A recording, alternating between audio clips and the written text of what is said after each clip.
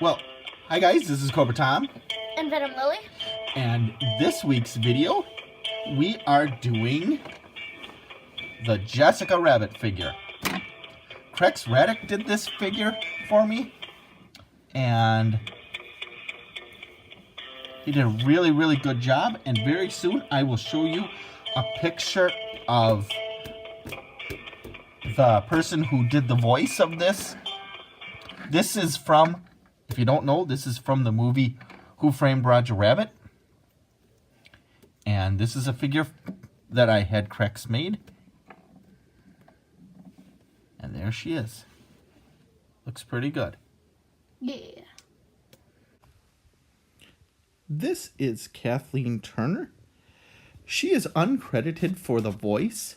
I did not know that. I haven't seen the movie in a while. I believe it's a Disney movie.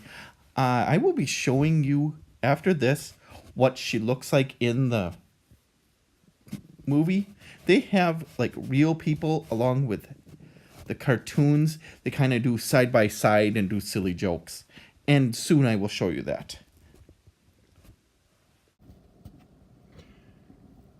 Here she is.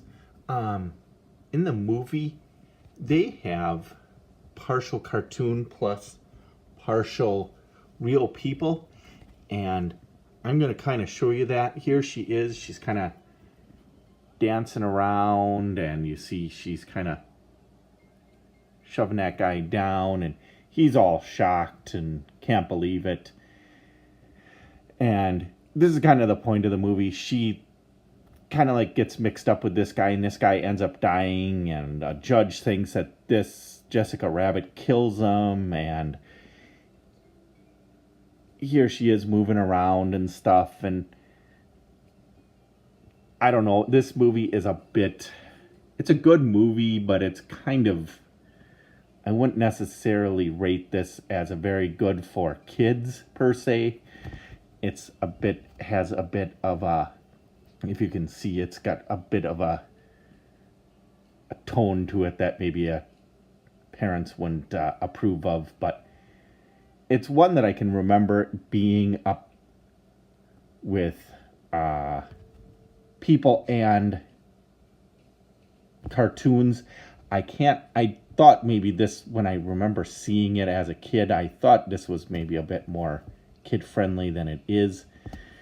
I guess I can't really recommend it for watching with your kids. It's a bit explicit. Nothing overly, but more than I expected. So, if you're going to watch this, kind of beware that it's a bit more adult-oriented than I remembered. So, ready? So we have the Jessica Rabbits, and that's how you say her name, right? Jessica Rabbit, yeah. And she's from the movie Who Framed Roger Rabbit. So her knees bend, both of them. There is an articulation at the waist to let her feet bend, or her leg bend. Oh, little bit. Yeah. Okay. I don't think her head spins. Oh, wait. Oh, Little that's creepy. Well, it might be a little creepy when you're bending the heads all the way backwards. But Okay. Well, that's nice.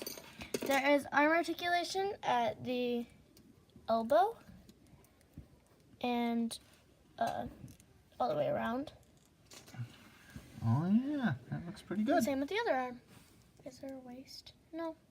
There is ab crunch though, that her waist does sort of move. Like that. Yeah, a little bit like this. I think that's more in the feet. Well, see, she does have a little bit. A little bit. I think you're just bending the plastic. That could be too. And then next I'll show you the actresses that were used as kind of the Actress, person. well, the voice actress, but voice also the person who was used to kind of be the model for the movie. There she goes. This is Vicky Duggan.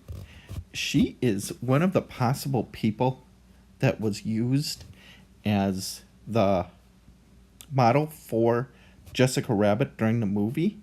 I'm not 100% sure if this one is. When I did the research for it, they showed me two different people that it could have possibly been.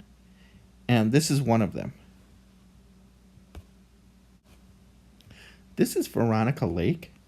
This is the other one that could have been. This is another 1950s actress and model that could have been the inspiration for Jessica Rabbit. I'm not 100% sure myself.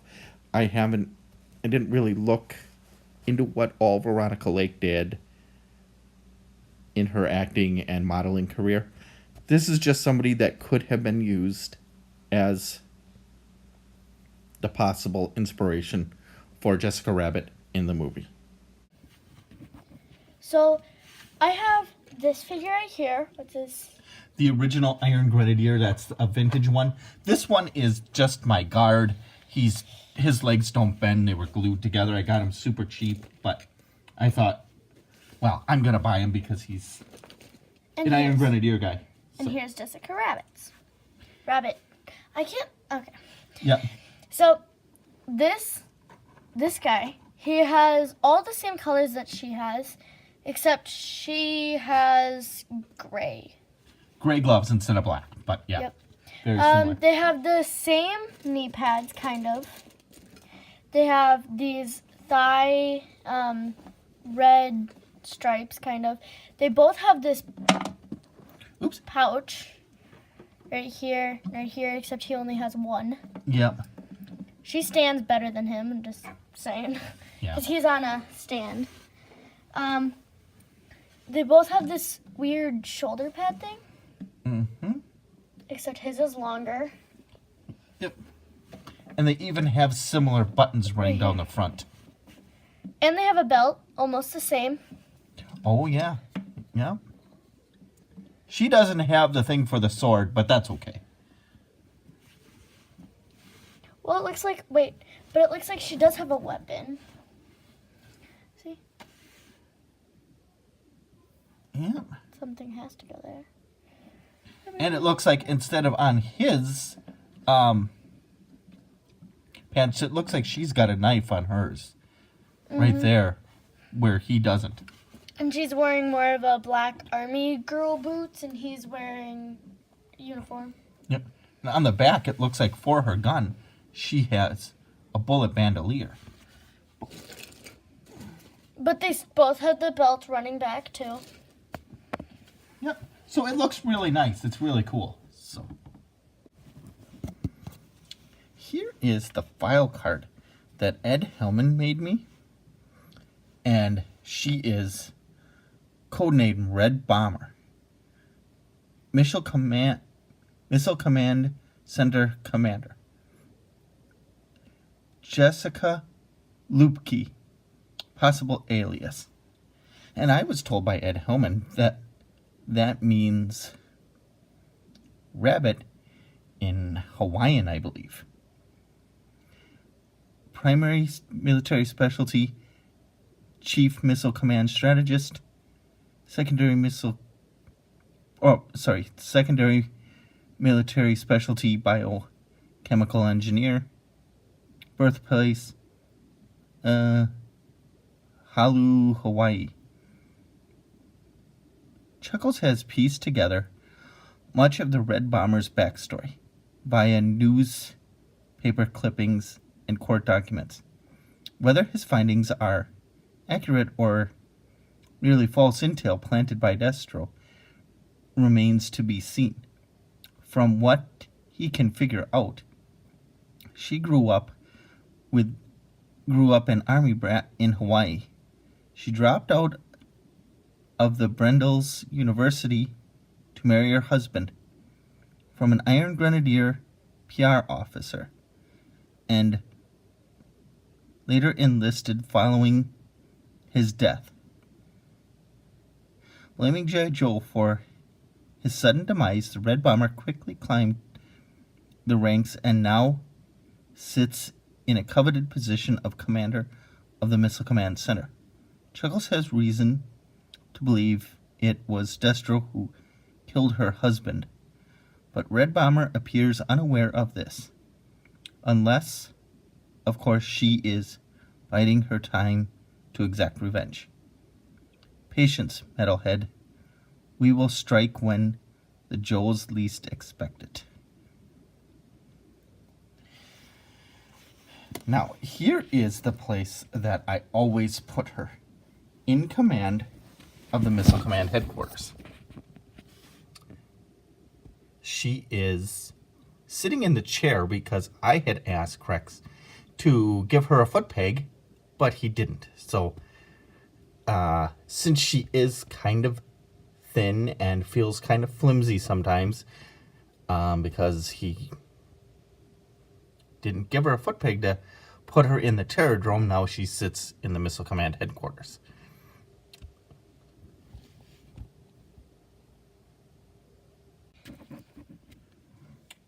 Well, this is our figure. This was a fun review. I usually just try to keep her here. So, thank you for watching, and we will see you Next time. Bye. Bye. Oh, Haha, you nice. missed. Haha, sucker. Meanie. The meanest.